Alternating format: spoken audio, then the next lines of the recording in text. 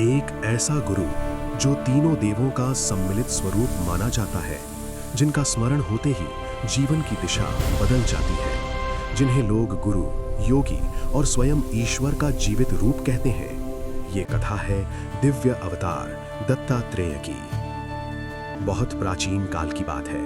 महान ऋषि अत्रि और उनकी पतिव्रता पत्नी अनसुया कठोर तपस्या में लीन थे। उनकी तपस्या इतनी प्रचंड थी कि सृष्टि के देवताओं के लोक तक उसकी ऊर्जा पहुंचने लगी। तब सृष्टि के तीनों देव ब्रह्मा, विष्णु और महादेव उनकी परीक्षा लेने पृथ्वी पर आए। तीनों देव भिक्षुक बनकर आश्रम पहुंचे और एक विचित्र शर्त रखी। भिक्षा तभी लेंगे जब तुम हमें निर्वस्त्र होकर भोजन कराओ।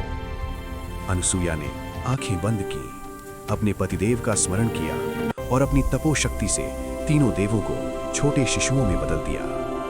और उसी क्षण तीनों देव प्रसन्न होकर बोले, हम तीनों तुम्हारे पुत्र रूप में जन्म लेंगे। और समय आने पर जन्म हुआ उस दिव्य बालक का, जिसमें सृष्टि, पालन और संहार तीनों शक्तियां एक साथ विराजमान थी।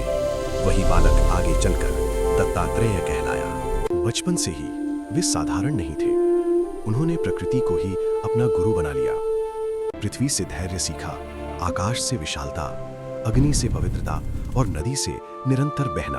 एक बार एक घमंडी राजा उनके पास आया और बोला, ये राज्य मेरा है।